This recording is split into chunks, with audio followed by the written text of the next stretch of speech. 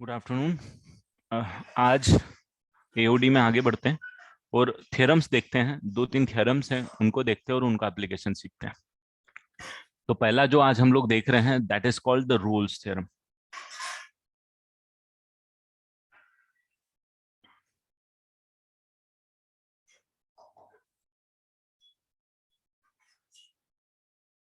Rolle's theorem.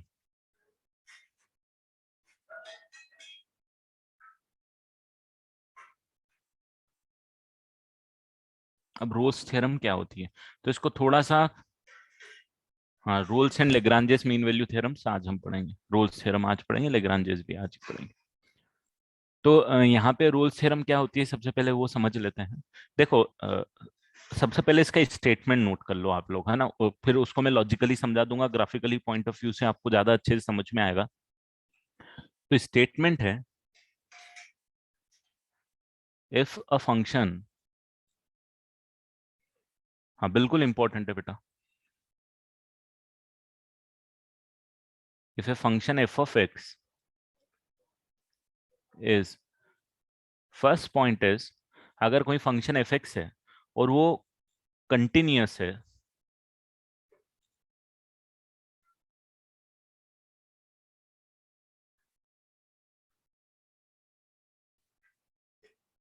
Continuous in closed interval a to b, continuous है a to b closed interval पे। Second, differentiable है,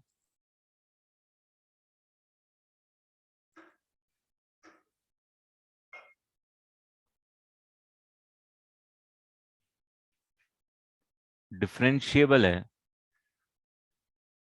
in a to b. ठीक है, open interval a to b differentiable है।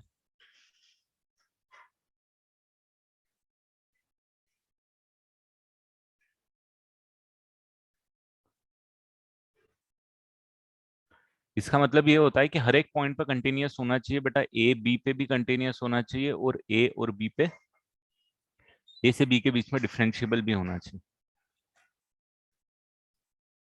तो third point is such that f A is equal to F b होना चाहिए।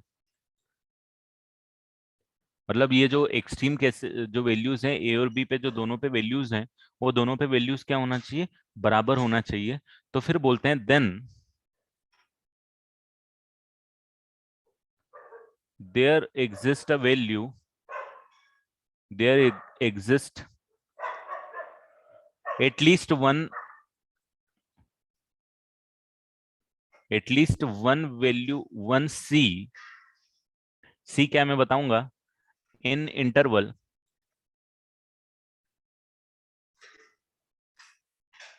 in interval a to b where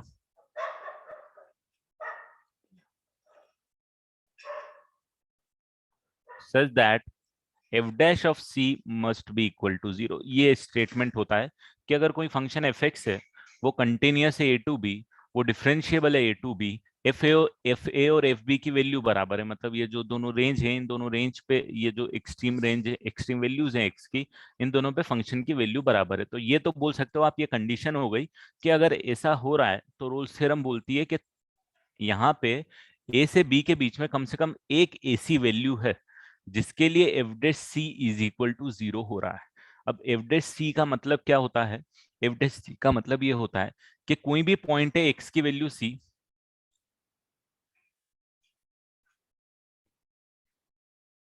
ए से B open interval, F dash C का मतलब क्या होता है, एफ डैश सी का मतलब होता है differentiation of function F X at point where X is equal to C. तो X is equal to C है, उस पॉइंट पे डिफरेंशिएशन की वैल्यू 0 है। ठीक है, और कम से कम एक सी तो ऐसा होगा ही होगा जो ए से बी के बीच में लाई करेगा, such that f dash c is equal to 0 होगा। अब यहाँ पे थोड़ा सा इसको लॉजिकली समझना बेटा। ठीक है, लॉजिकली आपको ज्यादा समझ में आएगा, स्टेटमेंट में ऐसा समझ में नहीं आता है वो। अगर मैंने कोई ग्राफ बनाया, मैंने साइन का ग्राफ बनाया, जीरो से लेके पाई के बीच में बनाया, जीरो से लेके पाई के बीच में ये साइन का ग्राफ बन गया। अब साइन जीरो की वैल्यू कितनी होती है, साइन जीरो की वैल्यू जीरो होती है। साइन पाई की वैल्यू कितनी होती है? साइन पाई की वैल्यू जीरो होती है। अगर मैं बात करूं जीरो से लेके पाई के बीच में इस ग्राफ की, इस फंक्शन की जो कि साइन एक्स है, तो ये बोलेगा, ये लेग्रांजेस मीन वैल्यू थ्योरी की पहली कंडीशन क्या इसमें फुलफिल हो रही है क्या? यहाँ पे बिल्कुल फुलफिल हो रही है। फंक्शन जीरो से लेके पाई तक कंटिन्यूअस होता है। दूसरी कंडीशन क्या इसमें फुलफिल हो रही है? यस, बिल्कुल फिल हो रही है, जीरो से पाई पे फंक्शन डिफरेंशिएबल भी होता है। तीसरी कंडीशन फिल हो रही है, बिल्कुल फिल हो रही है, क्योंकि sine of zero is equal to sine of pi भी आने वाला है। मतलब या बोले तो फंक्शन अगर एफ एक्स है तो F of zero is equal to F of pi भी होने वाला है। तो जो इंटरवल आपको देके रखा हुआ है ए से बी का, या जीरो टू पाई, यहाँ पे मैं बोल दूं तो जीरो से पाई के बीच में क्या ये सारी तीनों कंडीशन फुलफिल हो रही है? यस, तीनों कंडीशन फुलफिल हो रही है। अब ये जो फाइनल कंक्लूजन में ये बोलता है कि भाई एक वैल्यू तो होगी सी की, मतलब एक सी तो लाई करेगा पक्का जीरो से लेके पाई के बीच में। कम से कम एक एक्स की वैल्यू तो ऐसी होगी जिसको सी नाम दे दिया है कि कम से कम एक एक वैल्यू तो होगी होगी which is c, which is lying between zero to pi, such that f dash of c is equal to zero होने वाला है। ये पक्का होगा। कम से कम एक ऐसी वैल्यू एटलीस्ट वन सी तो लाई करेगा, at least one c in zero to pi, for which f dash c equal to zero. तो अब आपको देखना है क्या ये रोल्स थ्योरम को वेरीफाई कर रहा है। तो मुझे ये बताओ, वो पॉइंट बताओ जहां पे डिफरेंशिएशन जीरो होगा, जरा बताओ तो मुझे। कैन यू फाइंड आउट के वो डिफरेंशिएशन पे जीरो क्या होगा? तो आपको ये पता है कि भाई ये पाई बाई टू पे जो डिफरेंशिएशन की वैल्यू होगी ना वो जीरो आनी ही है ना? क्योंकि यहाँ पे जो टेंजेंट भी बनेगा ना, ये टेंजेंट क्या आ जाएगा? जीरो स्लोप का आ जाएगा। अब आपको ये भी समझ में आना चाहिए कि ये जो एफ डैश सी हम निकालते हैं ये टेंजेंट का स्लोप होता है, राइट? हम लोग पढ़ चुके हैं। तो टेंजेंट की स्लोप वो बोल रहा है जीरो होना चाहिए कम से कम एक बार पे। और टेंजेंट की स्लोप अगर जीरो हो रही है तो उसका बोलने का मतलब ये है कि किसी एक पॉइंट पे जो टेंजेंट ड्रॉप हो रही है वो एक्स एक्सिस के पैरेलल तो आना ही आना है। बिल्कुल सही है। यहाँ पे एक ऐसी वैल्यू तो आ ही रही है, मतलब ये c is equal to pi by two पे बिल्कुल वेरीफाई हो रहा है। तो वही बोलता है रोल्स थ्योरम के भाई एक तो वैल्यू आएगी जहां पे एफ डैश सी जीरो होगा ही होगा। ठीक है। अब अगर यही मैं फंक्शन साइन एक्स ले लेता हूं बेटा, f x is equal to sine x ले लेता हूं, और मैं एक्स बिलोंग्स टू ले लेता हूं इस बार जीरो से लेके फोर पाई। तो जीरो से लेके फोर पाई के बीच में जरा मुझे बताओ, क्या सारी कंडीशंस फुलफिल हो रही हैं? और सारी कंडीशंस फुलफिल हो रही है तो ऐसी कितनी सी की वैल्यू आ रही है जो रोल्स थ्योरम को वेरीफाई कर रही है या उसके स्टेटमेंट को ट्रू बोल रही है? अगर मैं यही क्वेश्चन ले रहा हूं, यहाँ पे भी साइन एक्स ही लिया था मैंने, यहाँ पे भी साइन एक्स ही लिया है, बट इस बार जो ए और बी की वैल्यू है भाई साहब वो जीरो और फोर पाई ले ली। तो क्या पहली कंडीशन सेटिस्फाई हो रही है? बिल्कुल हो रही है, कंटिन्यूअस होता है। साइन एक्स बेचारा डिफरेंशिएबल भी होता है। थर्ड कंडीशन भी सेटिस्फाई हो रही है क्योंकि F of zero is equal to F of four pi आ रहा है, दोनों पे वैल्यू जीरो आ रही है। फिर आप बोलोगे कि कम से कम एक एफ डैश तो होगा ही होगा जिसके लिए ये जीरो आने वाला है। तो आप बोलोगे अगर मैं साइन का कर्व बनाता हूं सर, तो जीरो से फोर पाई के बीच में ये कर्व बनता है, और ये कर्व बनता है, नहीं नहीं ये नहीं, छोटा बना दिया मैंने, ये कर्व बनता है, यहाँ तक फोर पाई जाता है। तो आप बोलोगे सर ऐसे एक नहीं, यहाँ पे तो चार पॉइंट आ रहे हैं जहां पे अगर मैंने टेंजेंट ड्रॉप करी तो वो क्या हो जाएगी? पैरेलल टू एक्स एक्सिस हो जाएगी, या बोले तो एफ डैश ऑफ सी क्या हो जाएगा? जीरो आ जाएगा। तो इस बार सी की कितनी वैल्यूज पॉसिबल है? फोर पॉसिबल वैल्यूज हैं। फोर पॉसिबल वैल्यूज है किसके? इस रेंज में। तो वही ये बोलता है, ये ऐसे स्पेसिफाई नहीं करता है बेटा कि कितनी वैल्यूज है, ये बोलता है देखो कम से कम at least there would be at least one, at least एक वैल्यू तो आएगी सी की which is lying between A to B, A to B के, जिसके लिए एफ डैश ऑफ सी जो है वो जीरो के बराबर होना चाहिए। या फिर बोलेंगे कि टेंजेंट जो है वो पैरेलल टू एक्स एक्सिस होना चाहिए। ठीक है। कैसे चार वैल्यू आ रही है? तो देखना यहाँ पे slope parallel to X axis आ रही है ना, तो parallel to X axis slope आएगी। इसका मतलब क्या हो जाएगा? इसका मतलब हो जाएगा बेटा कि वहां पे एफ डैश सी की वैल्यू जीरो आ रही है, टेंजेंट की स्लोप जीरो आएगी। देखो इसको निकाल भी सकते हो आप, इसको निकालने का। हाँ, ये जब ही होगी जब ये तीन कंडीशन फॉलो होगी बेटा, तीन कंडीशन फॉलो होगी तो ही रोल्स थ्योरम को सीन में लेके आने वाले, नहीं तो नहीं लेके आएंगे। Why to check F dash C क्या होता है?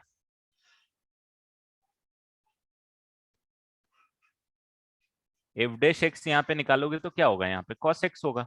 अब मुझे जरा ये बताओ कि कॉस एक्स जो है वो 0 से लेके 4 पाई के बीच में कितनी बार 0 होता है? तो आप बोलोगे कि सर चलो ठीक है, इसको अब ऐसा देख लेते हैं हम, ये आ गया 0 से 4 पाई का ग्राफ, ये होता है ना कॉस का, ये 4 पाई के। तो कितने पॉइंट पे 0 होता है? तो आप बोलोगे सर देखो, एक बार यहाँ पे 0 हो गया, एक बार यहाँ पे 0 हो गया, एक बार यहाँ पे 0 हो गया, एक बार यहाँ पे 0 हो गया। वही वैल्यू यहाँ पे भी है, देखो ये जो निकाला है ना पाई/2, जहाँ पे स्लोप पैरेलल आ रही है एक्स एक्सिस के, वहीं पे तो cos x 0 होना ही है, क्योंकि एफ डैश एक्स वहीं पे 0 होना है। आप इधर से कर लो या आप इधर से कर लो, मतलब आप इसको ग्राफिकली इंटरप्रेट करके कर लो या फिर इसको मैथमेटिकली कर लो। जो इसने बोला है कि एफ डैश एक्स निकाल लो, cos x निकाल लो और देख लो 0 से 4 पाई के बीच में कब कब 0 होता है। तो पाई/2 आ जाएगा, 3 पाई/2 आ जाएगा, 5 पाई/2 आ जाएगा और 7 पाई/2 आ जाएगा। ओके। तो आप ग्राफिकली, जस्ट मैंने समझाया है कि ग्राफिकली इसका मीनिंग क्या होता है कि आप कोई भी ग्राफ बना दो बेटा, अगर ये कंडीशन सेटिस्फाई करेगा ना। यहाँ पे एक छोटा सा ग्राफ और मैं बना देता हूँ, यहाँ नीचे की साइड ध्यान देना, कि अगर कोई भी ए पे वैल्यू आ रही है और बी पे वैल्यू आ रही है, मान लो ए पे भी और बी पे दोनों पे ये वैल्यू आ रही है फंक्शन की, है ना, ये वैल्यू है और ये वैल्यू है, दोनों की f a equal to F b और फंक्शन कंटिन्यूअस है और डिफरेंशिएबल है। तो आप कैसा भी कर्व बना लो बेटा, कहीं भी बना लो, एक बार तो ये बना दिया तो भी आएगा, आपका मन नहीं है तो यहाँ से इंक्रीजिंग डिक्रीजिंग कुछ भी कर दो, 2-3 बार यहाँ से कैसा भी कर लो आप, एक ना एक बार तो उसकी जो टेंजेंट है वो पैरेलली आनी आनी है। एक बार तो उसकी जो टेंजेंट है वो पैरेलली आनी ही आनी है एक्स एक्सिस के। जैसे इसमें कितनी बार आ गई, इसमें ये एक बार आ गई, इसमें कितनी बार आ गई, इसमें एक बार आ गई, इसमें भी एक बार आ गई, इसमें एक बार आ गई, 2 बार आ गई, 3 बार आ गई, तो कम से कम एक बार तो आनी है। मैक्सिमम कितनी बार भी आ सकती है, मैक्सिमम पे कोई कमेंट नहीं है। जैसे हमने ये साइन एक्स का केस देखा, 0 से पाई में एक बार है, 0 से 4 पाई में 4 बार है, 0 से 100 पाई में और ज्यादा बार आ जाएगी, है ना। कंडीशन हमेशा सेटिस्फाई करवाना चाहिए एंड देन सी की वैल्यू डिपेंड करती है कि कितनी सी की वैल्यूज आएंगी। ठीक है, इसका एप्लीकेशन है बेटा, अभी आपको एप्लीकेशन डायरेक्टली समझ में नहीं आएगा। ठीक है, एप्लीकेशन है, बहुत प्यारा एप्लीकेशन है जेई में जो पूछते हैं, सीखेंगे। बट पहले ये स्टेटमेंट आपको समझ में आना चाहिए कि भाई ये कंडीशन क्या है। अब अगर ग्राफ कंटिन्यूअस नहीं है तो गेम खत्म हो जाएगा उसका, ये कंडीशन फुलफिल होगी ही नहीं होगी, है ना, क्योंकि अगर कंटिन्यूअस नहीं है तो दिक्कत आ जाएगी। मैं आपको नेक्स्ट स्लाइड में बताता हूँ कि कंटिन्यूअस नहीं है तो दिक्कत आ जाएगी।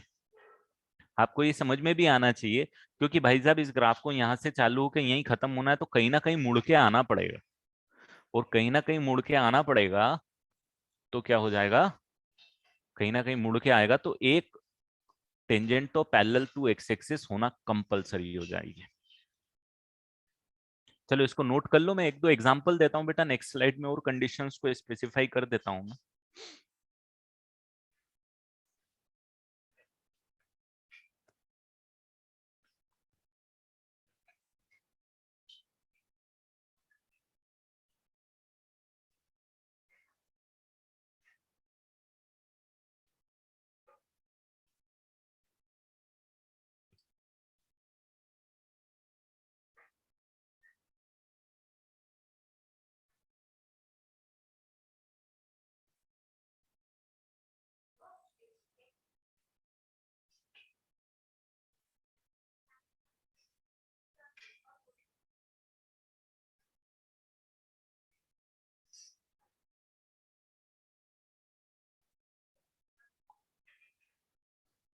Cos x नहीं, every function which is continuous and differentiable in desired range and satisfying the condition for Rolle's theorem, all the function will going to satisfy this condition. Definitely logarithmic function, exponential function नहीं करेंगे।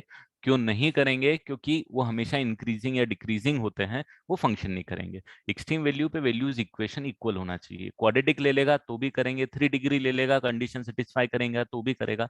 Any function which is satisfying the condition, it is not specific to only trigonometric function.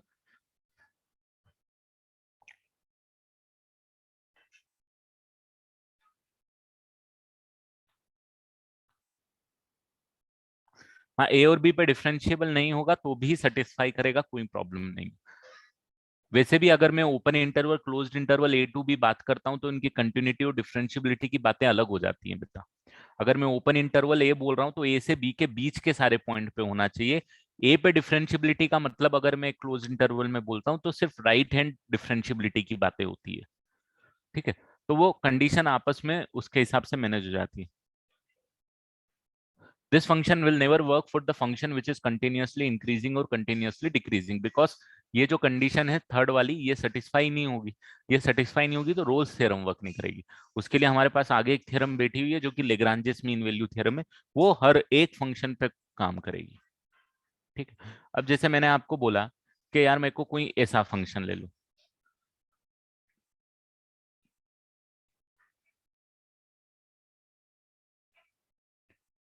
तो क्या इन दोनों point के बीच में काम करेगी? या मैंने कोई ऐसा फंक्शन ले लिया,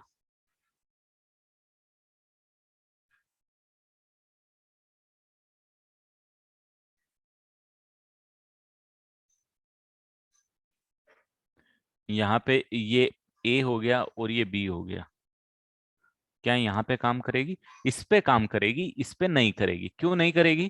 क्योंकि यहाँ पे डिफरेंशिएबल नहीं है। इस पे भी एक्चुअली इन दोनों पॉइंट पे कट जाएगी, बट इस पॉइंट पे नहीं करेगी। बट तो मैं लेग्रांज में थ्योरम अप्लाई करूंगा क्या? मैं थ्योरम अप्लाई नहीं करूंगा because it is not differentiable here. अगर ए से बी के बीच में डिफरेंशिएबल है बेटा तो ही लगाना पड़ेगा, है ना। इसका एक और ग्राफ आप ऐसे देख सकते हो कि अगर मान लो मैंने ये बनाया तो फंक्शन कंटिन्यूअस है, f a equal to F B भी आ रहा है, ये ए और बी है, तो F A is equal to F B भी आ रहा है, but I cannot apply here क्योंकि function is not differentiable throughout. तो यहाँ पे एफ डैश सी की बात नहीं हो सकती, क्योंकि अगर वो इसकी जगह ये वाला ग्राफ होता ना, स्मूथ वाला ग्राफ, तो पक्का यहाँ पे डिफरेंशिएबल होता, तो यहाँ पे पॉइंट मिलता है। यहाँ पे इस पॉइंट पे ना जो एक्सट्रीम पॉइंट आ रही है यहाँ पे डिफरेंशिएबल ही नहीं ग्राफ है, क्योंकि शार्प एज आ रही है, तो रोल्स थ्योरम की कंडीशन ही सेटिस्फाई नहीं हो रही है ना। ये सारे कंटिन्यूअस ग्राफ है, डिफरेंशिएबिलिटी की दिक्कत है।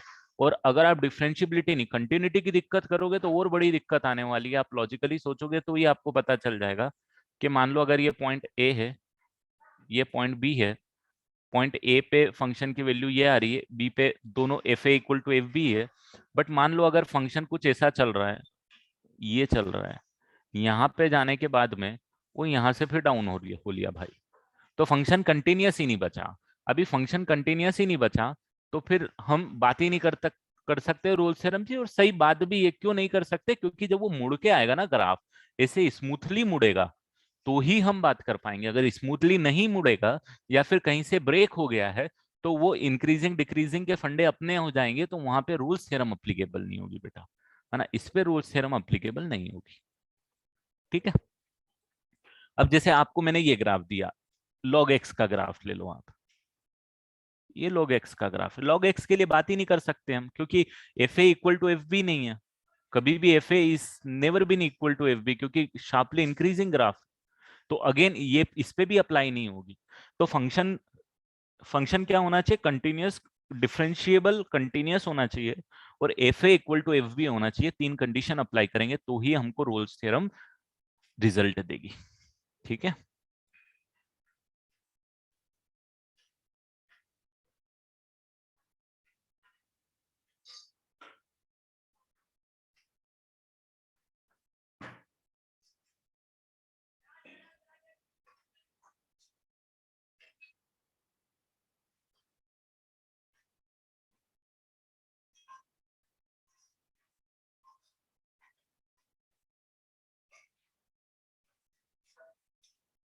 हाँ मॉड एक्स का मैं एग्जांपल नेक्स्ट लेने वाला हूँ। आप लोग मुझे बताओ, mod x when x belongs to -1 2 या -5 टू +5, मेरे को बताओ is it applicable?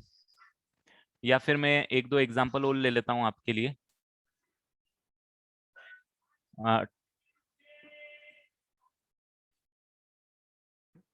10x, x belongs to 0 to pi,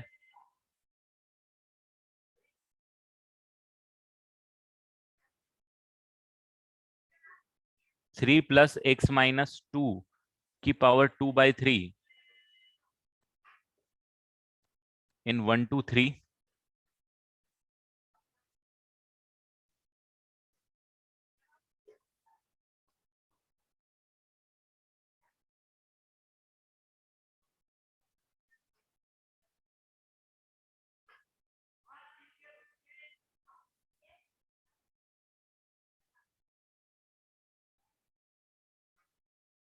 F x is equal to, एक और ग्राफ ले लेता हूं मैं, f x is equal to 2x³ minus 5x² plus 3x plus 2 when x belongs to 0 to 3/2। Question है 4, आप मुझे बताओ।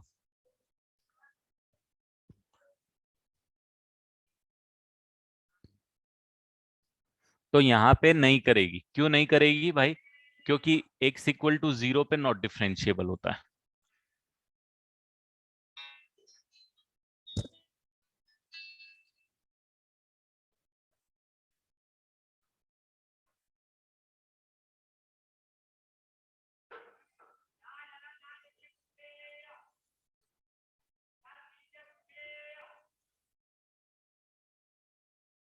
ठीक है, ग्राफ आप देखोगे, मॉड एक्स का ये होता है, तो इस पॉइंट पे डिफरेंशिएबल नहीं होता है, तो this is not applicable. 10x पे भी नहीं होता है, पाई/2 पे कंटिन्यूअस नहीं होता है, तो बिल्कुल ये भी नहीं लगेगा। थर्ड वन अगर आपको निकालने में डिफिकल्टी है, तो थर्ड वन अब आपको ग्राफ देख के पता होना चाहिए कि अगर आप इसको इस तरीके से लिखोगे,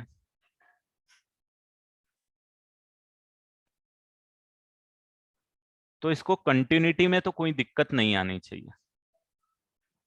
किसी भी पॉलिनोमियल का स्क्वायर है, अपने आप में कंटिन्यूअस होगा। क्यूब रूट लोगे, वैल्यू यहाँ कंटिन्यूअस है, तो क्यूब रूट भी कंटिन्यूअस देगा। क्यूब रूट को कभी कोई दिक्कत नहीं होती, स्क्वायर रूट को दिक्कत होती है। 3 ऐड करोगे हमेशा कंटिन्यूअस आएगा। कंटिन्यूअस है, 1 और 3 पे वैल्यू भी बराबर है, 1 और 3 पे वैल्यू भी बराबर है ना। 1 पे पुट करोगे तो ये 1 का स्क्वायर हो जाएगा, 4 वैल्यू आ जाएगी। 3 पुट करोगे तो भी 4 वैल्यू आ जाएगी। तो F a equal to F B भी है, वो तो इन सब में ही था। F a equal to F b है, ये कंटिन्यूअस भी है, ये भी कंटिन्यूअस था, ये डिफरेंशिएबल नहीं था, ये कंटिन्यूअस ही नहीं था। अब इसमें डिफरेंशिएबिलिटी चेक करनी पड़ेगी। तो आप जब डिफरेंशिएबिलिटी चेक करोगे ना बेटा, तो मैंने आपको बताया था कैसे चेक करते हैं। कंटिन्यूटी के बाद एलएचडी आरएचडी चेक करते हैं, बट मैंने आपको differentiability with the help of differentiation भी बताया था। अगर इसको आप डिफरेंशिएट करोगे बेटा, तो आपके पास ये आ जाएगा 2/3 इंटू एक्स माइनस 2 की पावर 1/3, ये डिफरेंशिएबिलिटी आ जाएगा। और एक्स इक्वल टू 0 पे डिफरेंशिएबल नहीं होगा, एक्स इक्वल टू 0 पे नॉट डिफरेंशिएबल होगा। यहाँ पे x इक्वल टू 2 पुट करोगे तो डिफाइन नहीं होगा, तो दैट्स वाई इस पे भी अप्लीकेबल नहीं होगी। ठीक है, तो कहाँ अप्लीकेबल हो रही है? जहां कंटिन्यूटी, डिफरेंशियबिलिटी और एक्सट्रीम पे वैल्यूज, ये तीनों कंडीशन सेटिस्फाई हो रही है, तो ही वो फंक्शन क्या हो जाएगा? कंटिन्यूअस हो जाएगा। अब ये वाला लास्ट वाला आप मुझे बताओ। हाँ, x इक्वल टू 2, हाँ x इक्वल टू 2, यार माई मिस्टेक, हाँ x इक्वल टू 2। अब ये वाला आप निकाल के बता दो बेटा।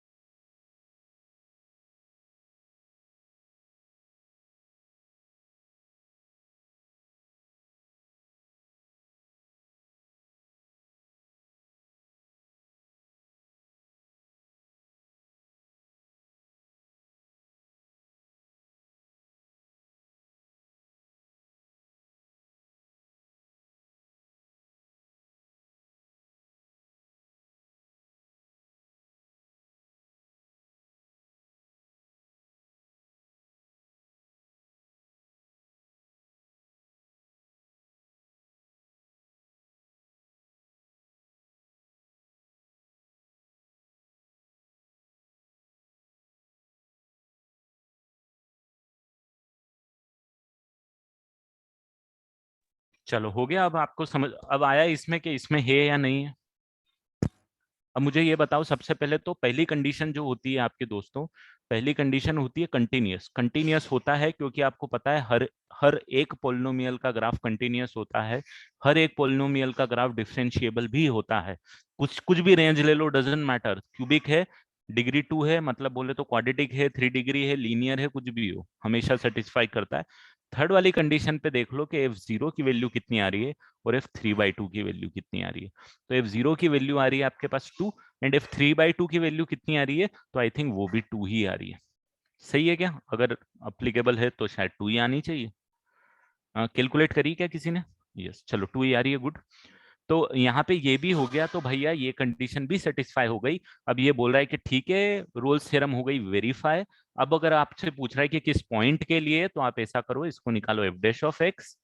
एफ डैश एक्स निकालोगे तो आपके पास आ जाएगा 6x² माइनस 10x प्लस 3, और इसको अगर इक्वल टू 0 पुट करोगे तो इसको -9x माइनस एक्स प्लस 3 कर दो, और यहाँ से 3 कॉमन लोगे, 3x कॉमन लोगे तो you are left with x-3, और माइनस कॉमन लोगे तो x-3 इज इक्वल टू 0। तो ये आ जाएगा 3x-1 and x-3 equal to 0। तो दोस्तों जरा यहाँ पे देख लो, x इज इक्वल टू 1/3। मैंने कुछ गलत कर दिया क्या? 3x कॉमन, अरे यार 2x आएगा यार दोस्त, 2x-3 आएगा, राइट, 2x-3 आएगा, ये आएगा 2x-3।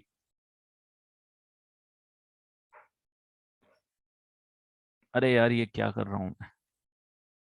नहीं नहीं नहीं नहीं नहीं नहीं नहीं नहीं नहीं नहीं, नहीं, इस फॉर्मूला मैंने, अरे यार मैंने कुछ गलत किया है, पता नहीं, कुछ कैलकुलेशन एरर।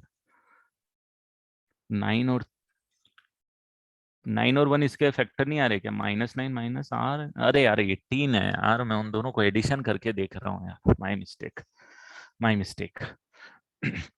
नहीं आ रहा है क्या नॉर्मल? नॉर्मल फैक्टर तो आप यही कर दो अपना, ये फॉर्मूला तो हमेशा काम करना ही है। 100 माइनस ऑफ 12 × 6 कितना हो जाएगा? 72। हाँ तो रूट तो आ ही नहीं रहना है, आप इंटीजर रूट्स नहीं है। 10 प्लस माइनस √28 आ जाएगा, 2√7।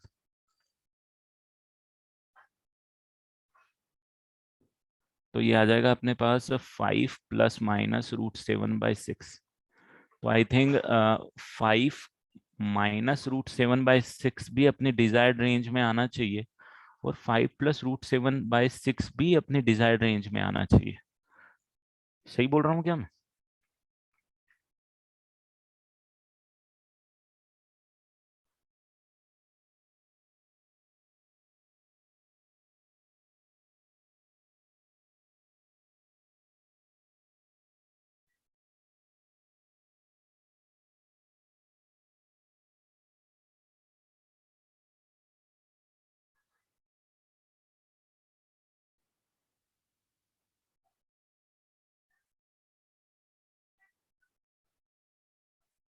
Both values are in domain, दोनों के लिए वो क्या होने वाला है दोस्तों? सेटिस्फाई होने वाला है।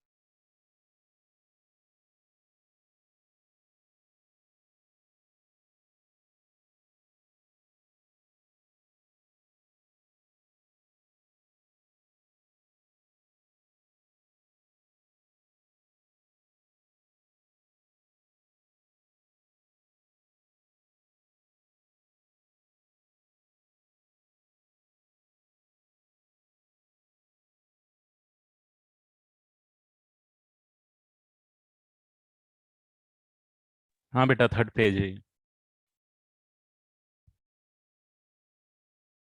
एक क्वेश्चन और लिख रहा हूँ, उसको सॉल्व कर।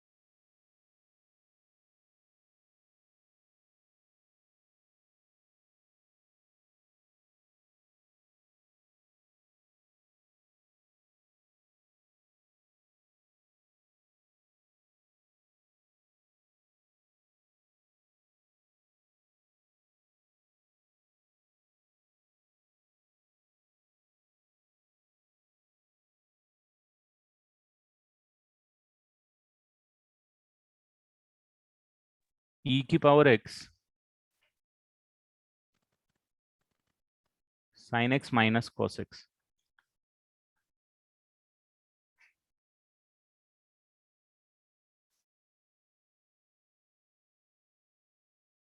And pi by 4 to 5 pi by 4। इसको एक बार वेरीफाई करके देख लो बेटा।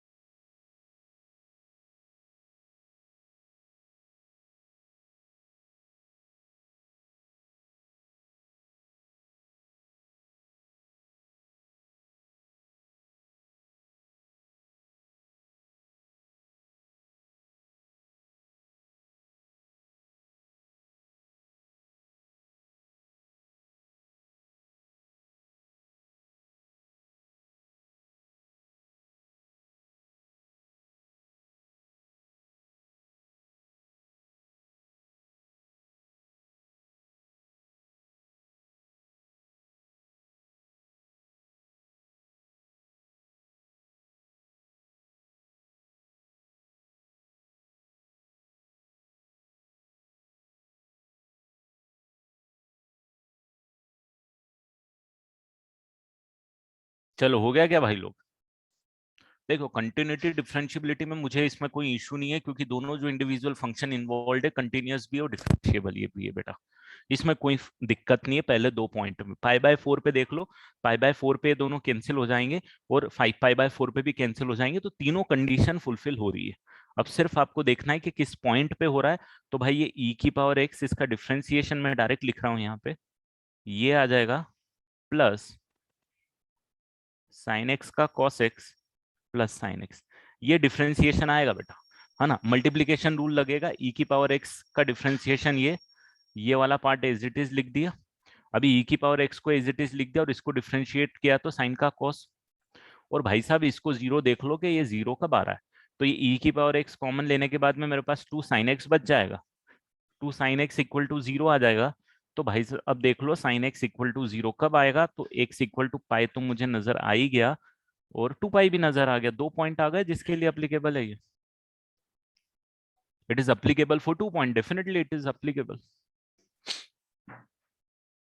दोनों एक्सट्रीम वैल्यू पे, दोनों एक्सट्रीम कंडीशन पे वैल्यूज भी सेम आ रही है, ठीक है।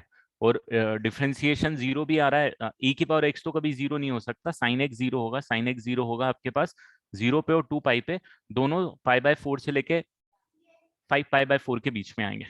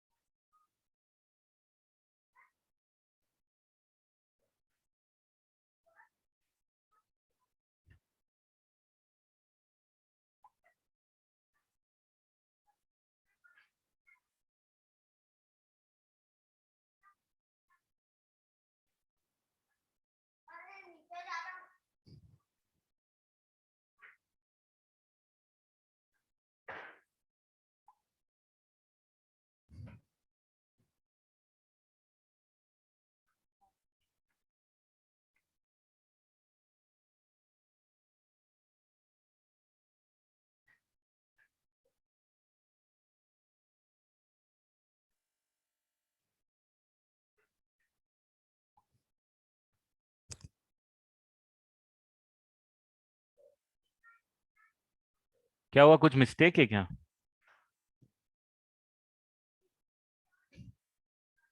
ये नहीं आएगा? हाँ भाई नहीं आएगा, करेक्ट बोल रहा है। ये नहीं आएगा यार, ये इस रेंज के बाहर है। मैं इसको 9 पाई बाय 4 सोच रहा था, पता नहीं लिखा क्या है और मैं क्या सोच रहा हूँ, थोड़ा सा difference. I was thinking 9 pi by 4, तो 2 पाई भी आ रहा। तो कुछ नहीं है, आपको ये फंक्शन एफ एक्स दे के रखा, क्या प्रॉब्लम आ रही है? F x equal to f dash x आपने निकाल लिया, एफ डैश एक्स को जीरो पुट कर दिया, देख लो किस एक्स के लिए आ रहा है। तो ये cos x वाला पार्ट तो कैंसिल ही होने वाला है, e की power x 2 sin x equal to zero पूरेगा, e की पावर x कभी जीरो हो नहीं सकता, 2 कभी जीरो हो नहीं सकता, इसी को जीरो होना कंपलसरी हो गया। अब sin x equal to zero कब होगा? पाई पे होगा भैया, और पाई इन दोनों के बीच में आ भी रहा है। Second step is the differentiation only, nothing else. इस फंक्शन का डिफरेंशिएशन, मल्टीप्लीकेशन रूल लगा दिया दोस्तों। अरे इसका डिफरेंशिएशन तो और एक बहुत अच्छा फंडा था, मैंने इतना लंबा क्यों किया? ठीक है चलो। इसको मल्टीप्लीकेशन रूल लगाया, ई की पावर एक्स का डिफरेंशिएशन ई की पावर एक्स, ये वाली टर्म एज इट इज लिख दी दोस्त, और फिर ई की power x as it is लिख दिया, और इसका डिफरेंशिएशन ये लिख दिया। ठीक है अभी?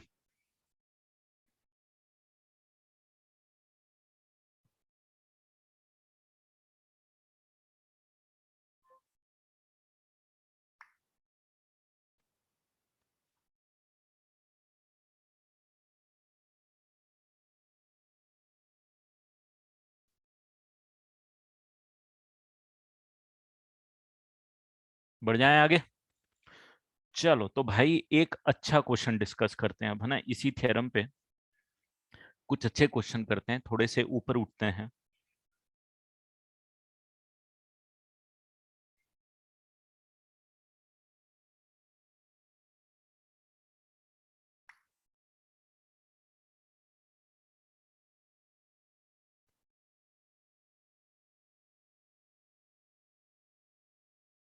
अगर भाई क्वेश्चन देखना ना, क्वेश्चन देखना, एक फंक्शन है x cube minus of 6x² plus a x plus b, 1 से लेके 3 के बीच में है। रोल्स थ्योरम को जो है सेटिस्फाई करता है ये भाई, और ये करता है c is equal to 2√3 plus 1/√3 के लिए। तो मुझे आप ऐसा करो, वैल्यू निकाल के बता दो, a एंड b की वैल्यूज क्या होगी, ये जरा मुझे निकाल के बता दो आप। Find the values of a and b। Opposite है, बोल दिया है आपको कि रोल्स थ्योरम को सेटिस्फाई कर रहा है ये, और रोल्स थ्योरम को सेटिस्फाई तो कर रहा है, साथ में अब आपको ये बताना है कि रोल्स थ्योरम को सेटिस्फाई कर रहा है, ए और बी की वैल्यू निकालनी। उसने सी की वैल्यू भी दे दी है, 2 + 1/√3 आ रही है, तो हाँ ठीक है, 2 से 3 के बीच में आ रही है।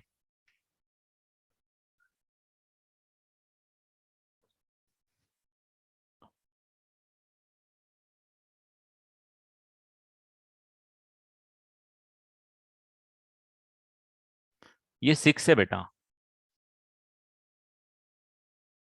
-6x² + ax + b = 0।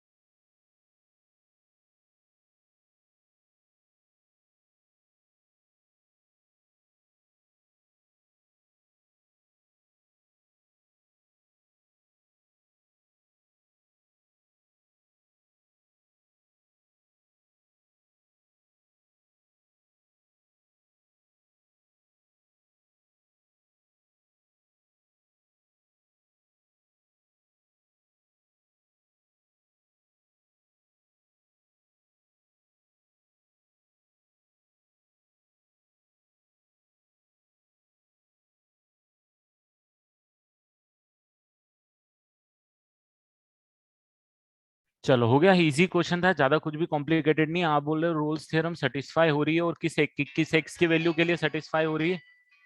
इसके लिए सेटिस्फाई हो रही है, राइट?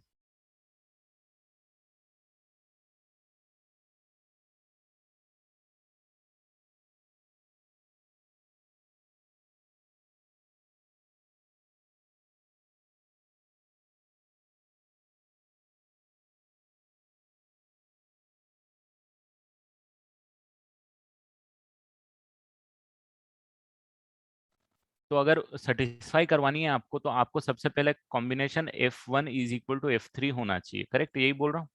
F1 = F3 लूंगा, तो मेरे पास 1³ -6 × 1² + a × 1 प्लस b = F3 होगा। F3 में आ जाएगा 3³ -6 3² +a × 3 + b। तो ये b तो यहाँ से उड़ने ही वाला है, कोई फर्क नहीं पड़ेगा। a की वैल्यू आई थिंक सब लोग 11 बोल रहे हैं, तो a की वैल्यू 11 आ जाएगी। अब b की वैल्यू क्या होगी दोस्तों? तो b के लिए मुझे ये बताओ, सबसे पहले तो ये वाली जो कंडीशन है, इसको b से कोई लेना देना है नहीं, क्योंकि b कट गया, है ना? कंटिन्यूटी और डिफरेंशियबिलिटी को इससे कोई लेना देना होता ही नहीं है भाई। ये 3 डिग्री है, तो अपने आप में कंटिन्यूअस, अपने आप में डिफरेंशिएबल हो जाएगा। ए और बी आपकी मर्जी, जो आपको पुट करना है पुट कर सकते हो। तो कंटिन्यूटी डिफरेंशियबिलिटी में कोई दिक्कत नहीं है। F1 = F3 में बी को कोई लेना देना नहीं है, तो फिर किस चीज में बी को फर्क पड़ेगा? ये जो सी की वैल्यू आप निकालते हो ना डिफरेंशिएट करके, उसमें भी बी को कोई लेना देना नहीं है, क्योंकि डिफरेंशिएट करोगे आप तो ये तो कितना आ जाएगा, 0 ही आ जाएगा। तो बी की वैल्यू से कोई फर्क नहीं पड़ता, आप बी कुछ भी पुट करोगे ये मैनेज हो जाएगा। ठीक है।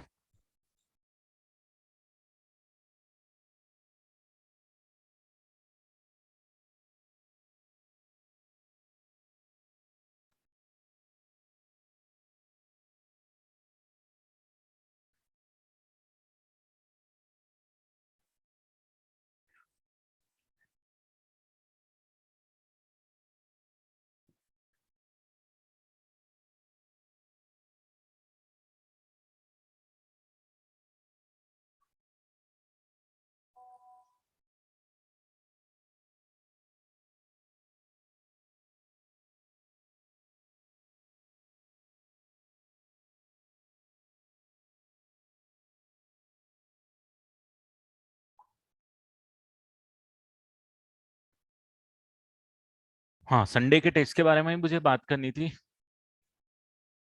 एमओडी और एलसीडी का टेस्ट है ना?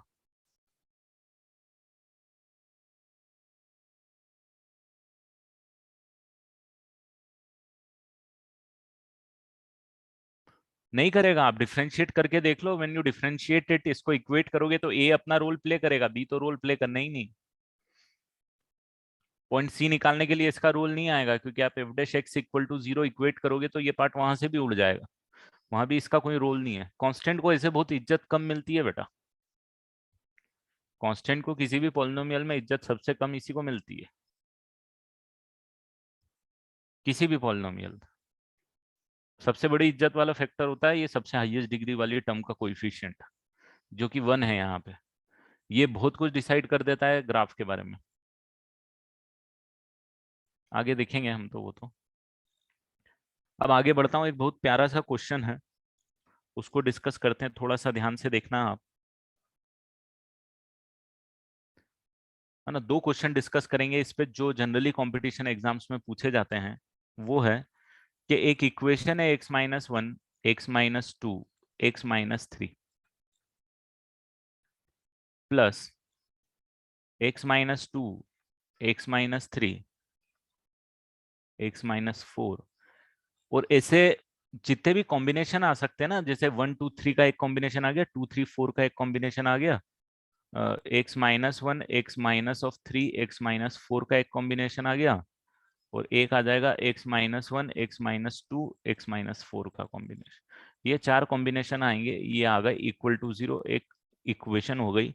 इसके रूट्स के बारे में पता करो कि कितने रूट्स हैं, how many roots are positive roots, how many positive roots, इसके कितने पॉजिटिव रूट्स हैं ये आपको पता करना है। तो देखो, तरीके बहुत सारे होते हैं, आपने एक क्वाड्रेटिक में एक तरीका पढ़ा होगा, वो ठीक है, अपनी जगह है।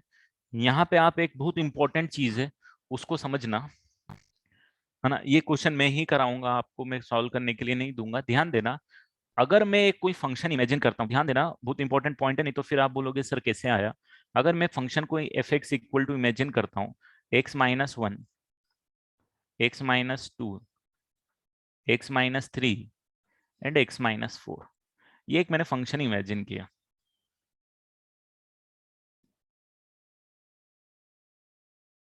नहीं, 1 कैसे सेटिस्फाई करेगा बेटा, साकेत गलत है आपका आंसर, है ना। यहाँ पे ध्यान देना बेटा सब लोग, मैंने एक फंक्शन ये इमेजिन किया, ठीक है। ये फंक्शन अगर मैंने इमेजिन किया और मैंने इसको अगर डिफ्रेंशिएट किया तो मुझे क्या आएगा। अगर मैंने इसको डिफ्रेंशिएट किया तो मेरे पास क्या आएगा, तो दोस्तों आप थोड़ा सा ध्यान दोगे कि भाई डिफ्रेंशिएशन तो मेरे पास इसका यही आएगा, ठीक है। इसका डिफ्रेंशिएशन मतलब ये जो मेरी जो क्वेश्चन है उसका ये एफ डैश एक्स लिख के रखा हुआ है, ये आपको सोचना पड़ेगा। या फिर मैं इस तरीके से बोल सकता हूं कि भाई मैंने ये वाली जो इक्वेशन है इसको इंटीग्रेट करके ये लेके आया, बट ठीक है, इंटीग्रेशन में नहीं घुसूंगा, डिफरेंशिएशन पढ़ चुके हैं उसी में घुसूंगा। इसको डिफरेंशिएट करूंगा तो देखो x-4 को डिफरेंशिएट करूंगा, बची हुई टर्म ऐसी बच जाएगी, x-4 का 1 आ जाएगा, यहाँ x-1 को, यहाँ x-2 को, यहाँ x-3 को, ये डिफरेंशिएशन आएगा।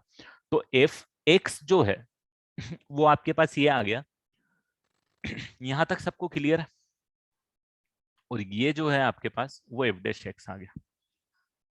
अब मुझे ध्यान देना, ये इंपॉर्टेंट पॉइंट है बेटा, क्वेश्चन भी इंपॉर्टेंट है, जेई में आते हैं इस टाइप के क्वेश्चन, लिमिट कंटिन्यूटी डिफरेंशियबिलिटी पे, सॉरी लिमिट कंटिन्यूटी डिफरेंशियबिलिटी नहीं यार, रोल्स थ्योरम पे।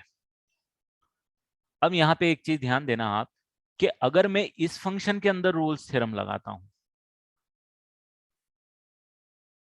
तो मेरी रोल्स थ्योरम ये बोलती है, यार देखो, मेरी रोल्स थ्योरम ये बोलती है कि फंक्शन को कंटिन्यूअस होना चाहिए, फंक्शन को डिफरेंशिएबल होना चाहिए, और फंक्शन की value f a equal to F b होना चाहिए। तो यहाँ पे आप देखोगे ना, F1 is equal to F2 आएगा 0 के बराबर। अरे भाई F2 is equal to F3 आएगा, F3 इक्वल टू F4 भी आएगा। तो मैं ये बोल सकता हूं कि भाई रोल्स थ्योरम जो है ना इस रेंज में भी अप्लाई हो जाएगी। किस में अप्लाई हो जाएगी, 1 से लेके 2 में भी अप्लाई हो जाएगी, 2 से लेके 3 में भी अप्लाई हो जाएगी, और 3 से, अबे कन्वर्स नहीं है, कन्वर्स नहीं है बेटा, ये एक लॉजिक है, उससे उल्टा रिलेट कर रहा हूं। Converse of Rolle's theorem is never true. Converse of Rolle's theorem true होगी नहीं, होगी नहीं होगा, ये कन्वर्स टाइप का लॉजिक आपको लग रहा है, बट कन्वर्स नहीं है बेटा उसका, है ना। मैं बताऊंगा, पहले मेरे कॉन्सेप्ट पे ध्यान दो, पहले क्वेश्चन समझ लो, उसके बाद जो भी डाउट है पूछना, है ना। तो मैं ये बोल सकता हूँ कि भाई ये जो फंक्शन मेरा एफ एक्स है, इस फंक्शन में मेरे पास रोल्स थ्योरम 1 से लेकर 2 में भी अप्लाई हो सकती है, 2 से लेकर 3 में भी अप्लाई हो सकती है, और 3 से लेकर 4 के बीच में भी अप्लाई हो सकती है। सही बोल रहा हूँ क्या। तो मैं ये बोल सकता हूं कि एक बार तो एक ऐसा सी आ जाएगा दोस्त जो इसको जीरो बना देगा। मतलब एक सी तो 1 से लेके 2 के बीच में आना है। तो मैं ये बोल सकता हूं कि 1 से लेके 2 में एक बार तो इसका डिफरेंशिएशन जीरो होना है, मतलब इसका एक रूट, इस इक्वेशन का एक रूट 1 से लेके 2 के बीच में कम से कम आना है, इसमें भी आना है और इसमें भी आना है। तो अब ये इंडिविजुअल ये बोल रहे हैं कि भाई कम से कम एक रूट आना चाहिए इसमें, कम से कम एक रूट आना चाहिए इसमें, और कम से कम एक रूट आना चाहिए इसमें। ये तो कंपलसरी हो गया है। और भाई अगर थोड़ा सा गौर करोगे तो ये जो है 3 डिग्री इक्वेशन है, 3 से ज्यादा रूट हो ही नहीं सकते। अब 3 से ज्यादा रूट नहीं हो सकते, तो अगर इसमें भी कम से कम एक रूट आना है, इसमें भी कम से कम एक रूट आना है, इसमें भी कम से कम रूट एक आना है, तो ये तो कंपलसरी हो गया कि सब में एक एक रूट ही आने वाला है।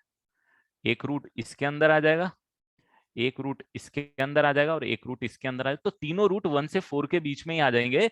तो सारे के सारे पॉजिटिव रूट ही होंगे। क्या होंगे इससे लेना देना नहीं है, बट ये तो पक्का होगा कि सारे रूट 1 से 4 के बीच में ही लाई करेंगे। दैट टू बी स्पेसिफिकली, एक रूट 1 से लेके 2 के बीच में लाई करेगा, एक रूट 2 से लेके 3 के बीच में लाई करेगा, एक रूट 3 से लेके 4 के बीच में लाई करेगा। ये तो पक्का हो गया इस इक्वेशन के लिए। आया क्या समझ में? ये कन्वर्स ऑफ रोल्स थ्योरम नहीं है बेटा। Converse of Rolle's theorem would be a different logic all together. Converse of Rolle's theorem true नहीं होता है। ये लॉजिक को आपने लगाया है रोल्स थ्योरम के, कि मैंने अगर ये फंक्शन देखा था तो मैंने ये फंक्शन अपने मन से निकाला है। ये मेरा दिमाग है जिसने मुझे बोला है कि मैं ये वाला फंक्शन ले लूं, कि मैं ये वाला फंक्शन ले लूं।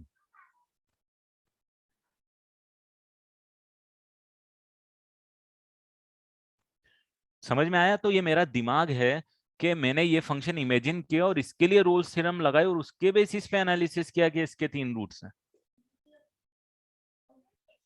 तो इसमें कन्वर्स ऑफ रोल्स थ्योरम नहीं है। Converse of Rolle's theorem true नहीं होती बेटा, ये नोट करके रखना।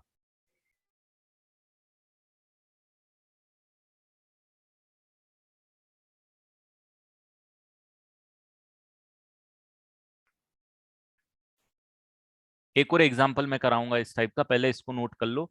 मुझे क्वेश्चन क्या था, मेरा क्वेश्चन इतना वाला पार्ट था बेटा।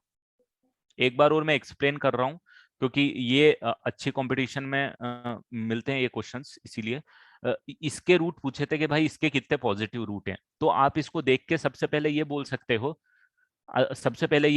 हो कि 3 डिग्री इक्वेशन है। यहाँ से भी हाईएस्ट पावर 3, यहाँ से भी हाईएस्ट पावर 3, यहाँ से भी हाईएस्ट पावर 3, यहाँ से भी highest power 3। 3 degree polynomial equation है। 3 से ज्यादा आपका आंसर हो ही नहीं सकता। हो सकता है 0, हो सकता है 1, हो सकता है 2, हो सकता है 3 हो। 3 से ज्यादा नहीं हो सकता, ठीक है? ये हमको 3 डिग्री पॉलिनोमियल ने बता दिया। अब मैंने क्या किया भाई, मेरा दिमाग चला और मेरे दिमाग ने बोला, ठीक है, ये कहीं से मैंने अज्यूम या कुछ नहीं किया कि भाई ये जो फंक्शन है इसका डिफरेंशिएशन जो है ना, इसको जो डिफरेंशिएट आप करोगे तो एफ डैश एक्स अगर आप निकालोगे तो वो यही आएगा जो यहाँ पे एलएचएस में है, यहां से लेकर यहां तक का।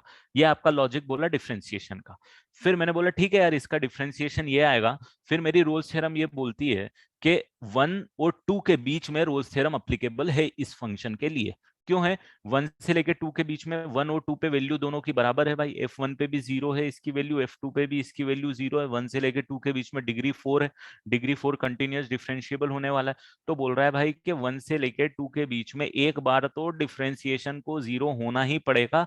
क्वेश्चन के बारे में बात नहीं कर रहा हूं बेटा, इस फंक्शन के बारे में बात कर रहा हूं कि ये फंक्शन को एफ डैश एक्स को एक बार तो 0 होना ही पड़ेगा। 1 से लेके 2 के बीच में रोल्स थ्योरम ने बोल दिया, और मिनिमम एक बार होना है, मैक्सिमम कितनी बार भी हो सकता है ना?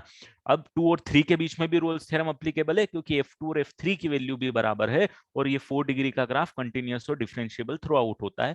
सिमिलरली 3 से 4 के बीच में भी अप्लीकेबल है।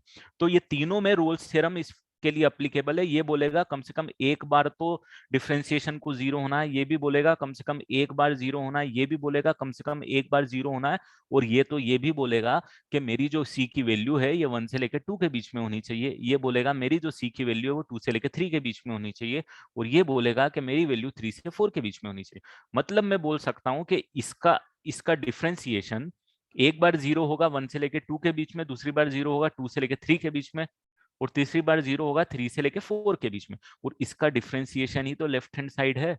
तो ये 3 बार जीरो, कम से कम 3 बार जीरो होगा, तो 3 से ज्यादा बार तो हो भी नहीं सकता ये, राइट, क्योंकि 3 डिग्री है। तो इसीलिए मैंने बोला कि एक रूट 1 से लेके 2 के बीच में, एक 2 से 3 के बीच में, और एक 3 से लेके 4 के बीच में है। अपने आप में कॉन्सेप्ट है और अच्छा कॉन्सेप्ट है बेटा। एक और क्वेश्चन कराऊंगा इस पैटर्न पे। ये आपके बोर्ड्स में नहीं आएगा। बोर्ड्स में तो जितना अपन ने पहले पढ़ा था उतना सफिशिएंट इनफ है।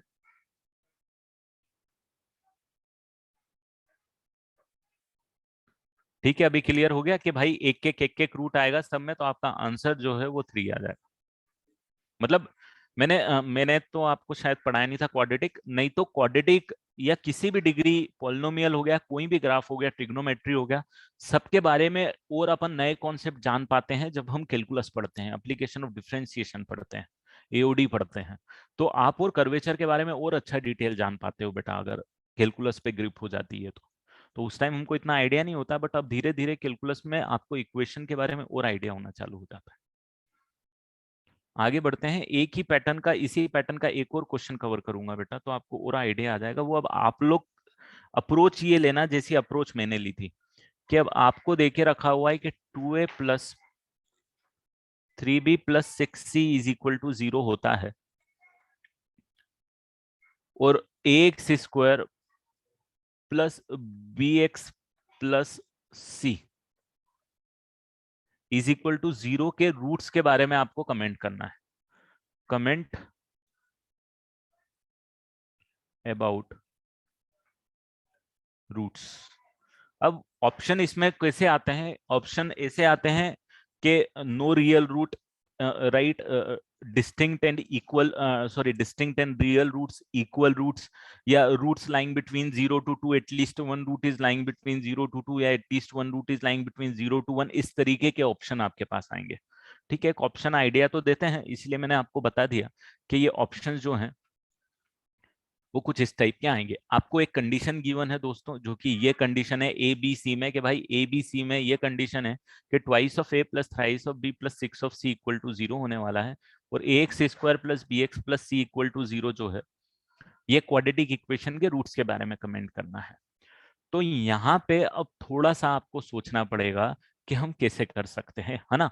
मैंने आपको पहले जैसे मैंने ये बताया था कि ये फंक्शन का डिफरेंशिएशन ये था, तो आप अब ये फाइंड आउट कर लो कि ये वाला जो फंक्शन है जो यहाँ पे, इस ये किसका डिफरेंशिएशन होगा, ये किसका डिफरेंशिएशन होगा। तो ये किसका डिफरेंशिएशन होगा, तो भाई मैं इसको इंटीग्रेट कर लेता हूँ, इंटीग्रेट करके लिख लेता हूँ। ध्यान देना, आपको समझ में आएगा, अभी पहली बार है तो शायद दिक्कत आएगी। अगर आप इसको डिफरेंशिएट करोगे, अगर मैंने एक फंक्शन एफ एक्स ये माना, इसको डिफरेंशिएट करोगे बेटा, तो आपको ये मिल जाएगा। कौन सा? ये वाला पार्ट। मतलब ओवरऑल मैंने क्या किया, इसको इंटीग्रेट कर दिया। ए एक्स स्क्वायर को इंटीग्रेट करूंगा तो ये बाहर, एक्स स्क्वायर को x cube by 3, b x को इंटीग्रेट करूंगा तो x square by 2, and c को इंटीग्रेट करूंगा, सी एक्स एक कांस्टेंट मैंने अलग से डाल दिया।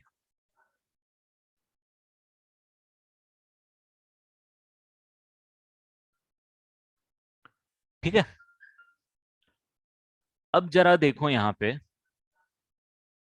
ये क्वेश्चन अभी आपके लिए सॉल्व करना डिफिकल्ट है बेटा, बिल्कुल डिफिकल्ट है, सही है। अगर आप F0 की वैल्यू निकालोगे तो कितनी आएगी, और F1 की वैल्यू निकालोगे तो कितनी आएगी, जरा मुझे बताओ। ये आपके बुकलेट में क्वेश्चंस होते हैं, बट एडवांस में होते हैं ये, एडवांस में, क्वाड्रेटिक इक्वेशन में। F0 पे वैल्यू आएगी D, और जरा F1 पे वैल्यू निकाल के बताओ कितनी आएगी।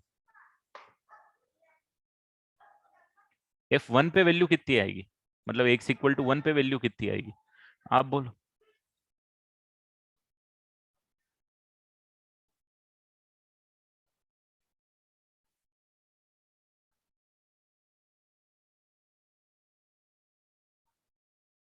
तो मैं इसकी ये वैल्यू बोल सकता हूँ क्या?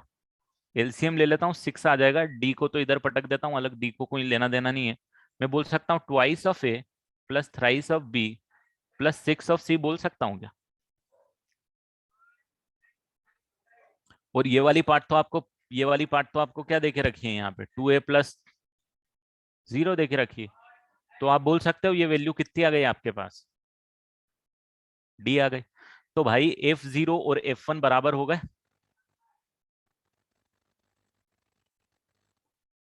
तो मैं ये बोल सकता हूं कि एफ डैश सी 0 के बराबर होगा where c is lying between 0 to 1।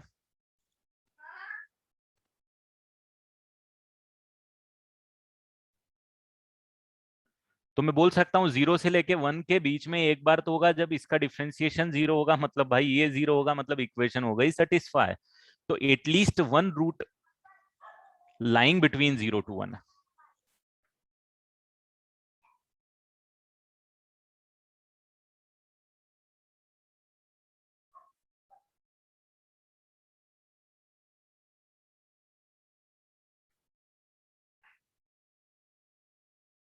यार ये मेरे को तो पता था खैर, बट आप जब क्वेश्चन करोगे ना, तो मैंने बोला ना आपको ऑप्शन, मैंने जो बोला था कि at least one root is lying between 0 to 1, इस टाइप के ऑप्शन मिलेंगे तो आपको 0 1 मिलेगा। आपको हिंट मिल जाएगी, ऑप्शन हिंट दे देगी, ऑप्शन हिंट देगी आपको, don't worry about it. This are typical very good questions of Rolle's theorem. अब भैया एटलीस्ट वन रूट 0 से 1 के बीच में मतलब क्या हो गया? मतलब रूट्स तो रियल है। अब रूट्स रियल हैं ये पक्का है, रियल में इक्वल भी हो सकते हैं, डिस्टिंक्ट भी हो सकते हैं। मतलब ग्राफ कुछ इस टाइप का अगर बन गया दोस्तों, ये टच करके निकल गया 0 से 1 के बीच में, या 0 से 1 के बीच में ये ग्राफ निकल गया, आपको तो पता है कैसा ग्राफ होता है, ये ग्राफ निकल गया, तो इसमें दो रूट आ जाएंगे, इसमें एक रूट आ जाएगा, चलेगा। बट ये तो पक्का हो गया ना कि एक रूट तो आ ही रहा है, तो रियल रूट्स हैं ही है, डिस्टिंक्ट है या नहीं है वो प्रिडिक्ट नहीं कर पाओगे यहां से, बट रूट्स रियल है ये प्रिडिक्ट कर लोगे। और at least one root lying between 0 to 1 ये भी प्रिडिक्ट कर लोगे।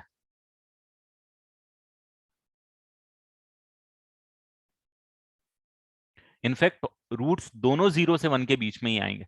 अब वो इक्वल होंगे तो इक्वल होंगे, डिस्टिंक्ट होंगे तो डिस्टिंक्ट होंगे।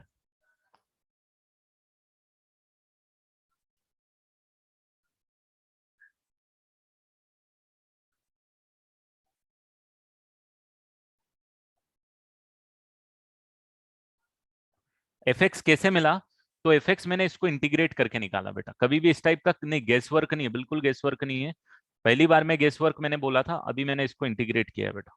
You integrate this, you will get this. कभी भी ऐसा क्वेश्चन ना आपको हिंट होना चाहिए, मैं बोल रहा हूँ ना, आपको ऐसे क्लिक ही नहीं करेगा जब अनटिल अनलेस आपको ये क्लिक नहीं करेगा कि मैं रोल्स थ्योरम लगा दूं। आपको ये क्वेश्चन क्लिक करना बहुत डिफिकल्ट है। तो आपको क्वेश्चन देख के प्रिडिक्ट करना पड़ेगा कि नहीं रोल्स थ्योरम का क्वेश्चन है, फिर अगर आप इंटीग्रेट करके फंक्शन निकाल के करोगे तो आपका हो जाएगा।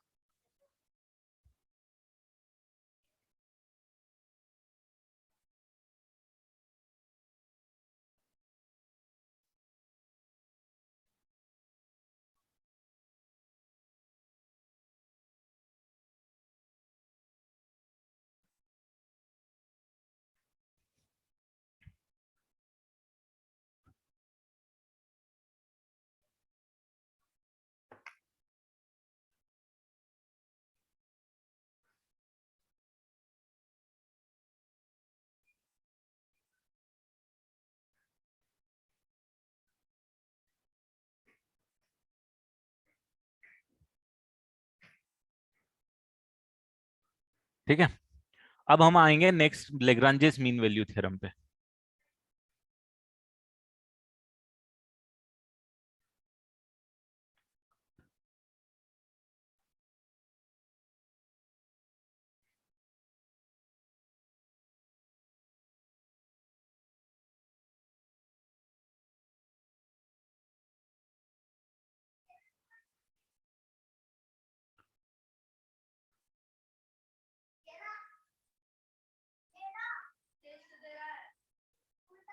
नहीं 15 मिनट में कवर नहीं होगा।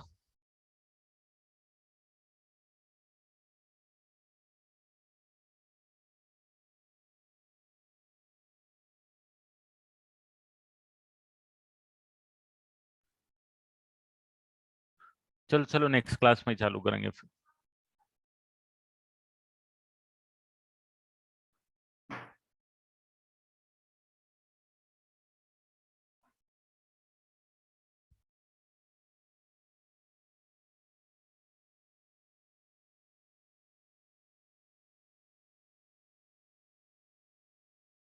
ठीक है, नेक्स्ट क्लास में चालू करेंगे बेटा।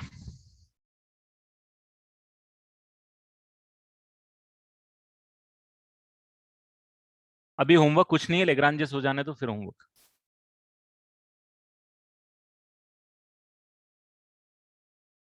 टेस्ट में आपके पास एलसीडी और डिफरेंशिएशन आएगा, limit, continuity, differentiability and differentiation.